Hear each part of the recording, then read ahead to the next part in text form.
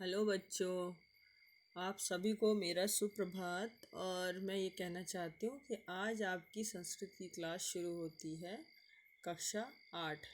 ठीक है। तो ये आपकी बुक का नाम है रुचिरा अष्टम वर्गाय संस्कृत पाठ्य पुस्तकम, यानी कि ये बुक जो है वो थर्ड पार्ट की है, रुचिरा, और 8वीं कक्षा के लिए लिखी गई है संस्कृत की पाठ्य पुस्तक। ठीक है। अब हम इसका पहला जो लेसन शुरू करेंगे, प्रथमा पाठा, नाम है सुभाषितानी। सुभाषितानी का मतलब होता है सु प्लस भाषितानी, अर्थात सु का मतलब सुंदर और मधुर, और भाषितानी का मतलब होता है भाषित या वचन।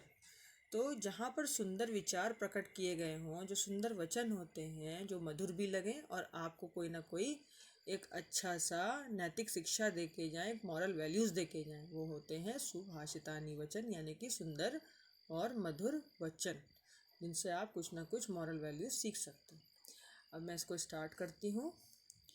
गुणा गुणगेषु गुणा भवन्ति, ते निर्गुणम प्राप्य भवन्ति दोषः।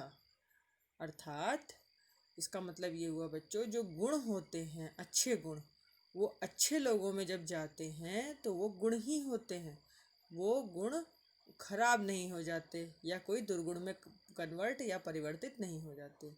परंतु ते निर्गुणम प्राप्य भवन्ति दोषा, लेकिन अगर कोई दुर्जन व्यक्ति है, कोई निर्गुण व्यक्ति है, जो अच्छी भावना नहीं रखता, जो अच्छी सोच नहीं रखता, अगर उन्हीं के अंदर ये अच्छे गुण अभी आ जाएं तो भी वो जो गुण होते हैं वो निर्गुण में बदल जाते हैं, यानी कि वो दोष में बदल जाते हैं।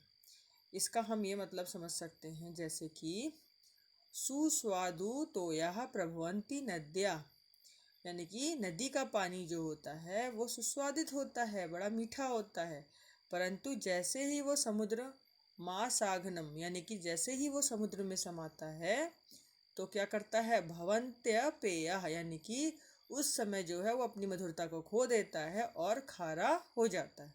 तो जिस प्रकार से एक नदी का जो पानी मधुर होने के पश्चात भी जब समुद्र में समाता है, तो समुद्र में समाने के पश्चात नदी का पानी जो है वो खारा हो जाता है।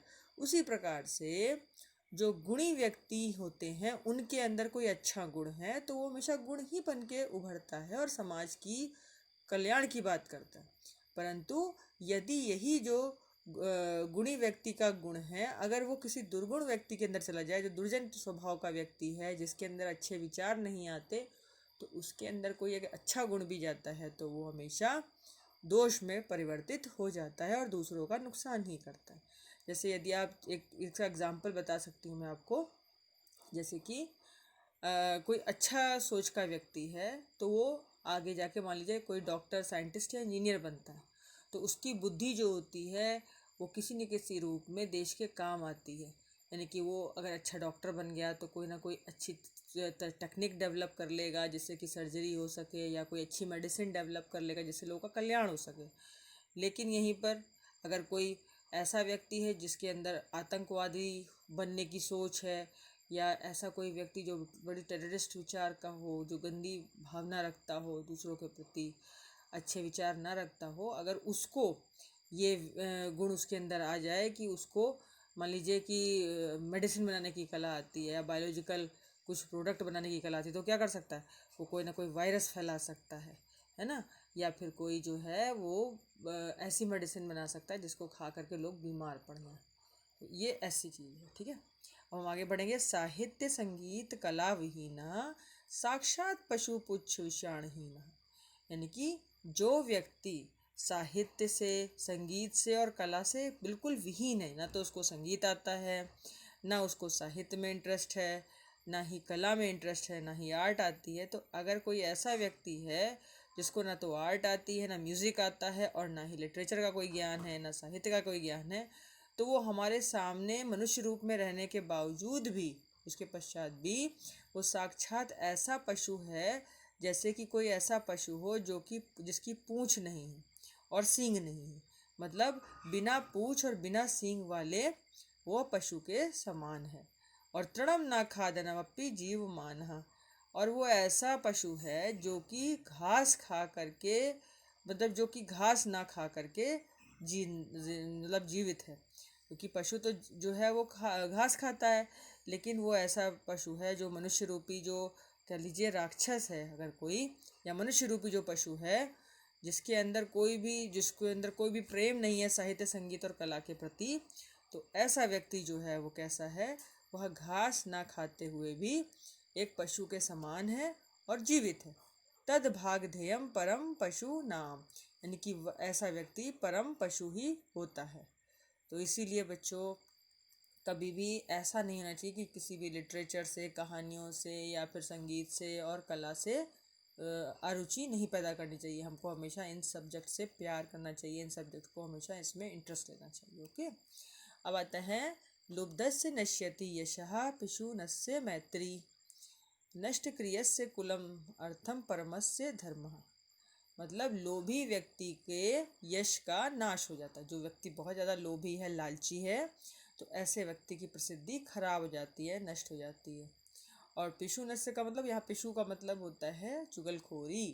तो और जो चुगलखोर व्यक्ति है उसकी मित्रता नष्ट होती है। और नष्ट क्रियस्य का मतलब हुआ कि जो व्यक्ति नकारा व्यक्ति है, निकम्मा है, उस निकम्मे व्यक्ति की जो है उसके कुल का नाश हो जाता है। और परमार्थम परम स्वर्थम परमस्य धर्मः, और जो स्वार्थी व्यक्ति है उससे उसके धर्म का नाश हो जाता है। इसी प्रकार से विद्या फलम व्यसनिनः, यानी कि जो व्यसनी व्यक्ति, जो कैरेक्टरलेस पर्सन है, जिसका कोई चरित्र ही नहीं, चरित्रहीन व्यक्ति, व्यसनी व्यक्ति, जो व्यसन है उसके अंदर, जैसे शराब पी लेगा, कभी मदिरा पान है, जैसे कोई बुरी आदतें हैं, तो ऐसा व्यक्ति की विद्या का फल नष्ट हो जाता है। और कृपणस्य सौख्यम, और जो कंजूस व्यक्ति है उस कंजूसी से उसका सुख चला जाता है, सुख खत्म हो जाता है। राज्यम प्रमत्त सचिवस्य, और ऐसा जो राजा है जो कि हमेशा अपने मंत्री की ही पूरी बात सुनता है, और एक प्रमत्त मंत्री जो है, यानी कि जो मंत्री की चापलूसी में ही हमेशा जो है अपने आप को बहुत अच्छा समझता है कि हाँ, मंत्री जी मेरी चापलूसी करते रहेंगे और मेरी बात को ये हाँ हाँ करते रहेंगे, तो ऐसा राजा जो है होता है उसका पूरा राज्य नष्ट हो जाता है। यानी कि ऐसा राजा जो कभी भी अपनी बुद्धि का प्रयोग ना करके हमेशा अपने मंत्रियों की बात ही मानता रहता है और अपने चापलूस मंत्रियों की बात समझता है हमेशा और सही समझता है, तो और उनकी चापलूसी करने पर ही खुश रहता है, तो ऐसे व्यक्ति का राज्य भी नष्ट हो जाता है। ठीक है, अब अगला हम आएंगे पीत्वा रसम तौ कटुकम मधुरम समानम माधुर्यमेव जने येन मधुसिकाक्षो। इसका मतलब हुआ कि जिस प्रकार से जो मधुमक्खी है वो फूल के ऊपर बैठती है तो उसका नेक्टर पीती है, यानी कि उसका रस, जो फूल का रस है वो कड़वा होता है उसके लिए, उस कड़वे रस को भी पीने के पश्चात अपने मुंह से मधुर यानी कि मीठा शहद ही उगलती है। उसी प्रकार से संत स्थैतैव समसुज्जन दुर्जनानाम श्रुत्वा वचः मधुर सूक्त रसम सृजन्ति।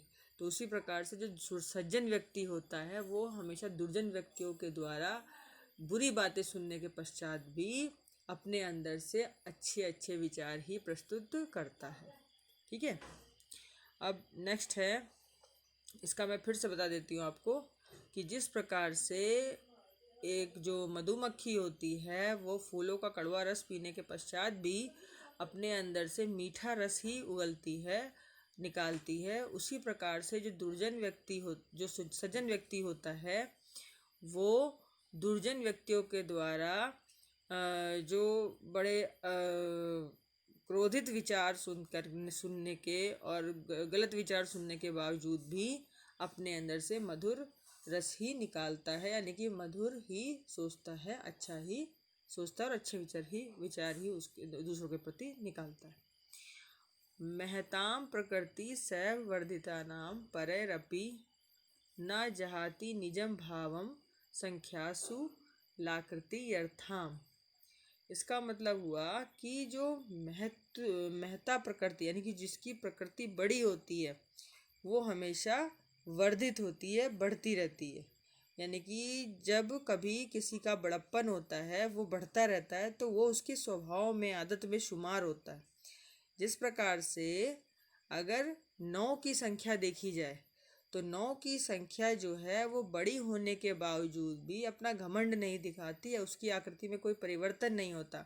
उसी प्रकार से जो व्यक्ति जिसके विचार बहुत बड़े होते हैं, जो उदार हृदय का होता है, वो व्यक्ति, उसकी अगर आप तारीफ भी करेंगे तो भी वो अपने आप पर कभी भी अपनी तारीफ़ें सुन के इतराता नहीं है और हमेशा सामान्य बना रहता है। स्त्रियाम रोचमानयाम सर्वम तद रोचते कुलम।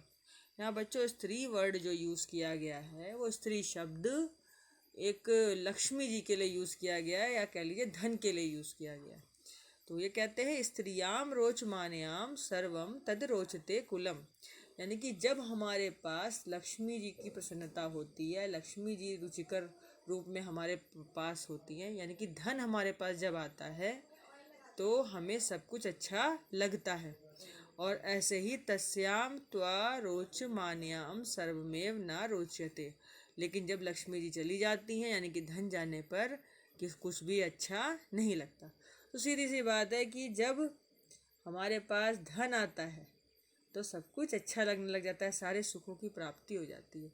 और जब धन चला जाता है तो ऐसा लगता है कि कुछ बचा ही नहीं है। तो इसी प्रकार से हमें ये संसार अरुचिपूर्ण लगने लगता है। तो बच्चों इसी के साथ यहीं पर ये वीडियो अब मैं रोक रही हूँ। तो मुझे I hope that you will well enjoyed with this सुभाषितानी। आपको बहुत अच्छा लगा होगा और अब नेक्स्ट वीडियो में फिर बात करेंगे। तब तक के लिए good bye. Please like and share my videos to subscribe my channel too है।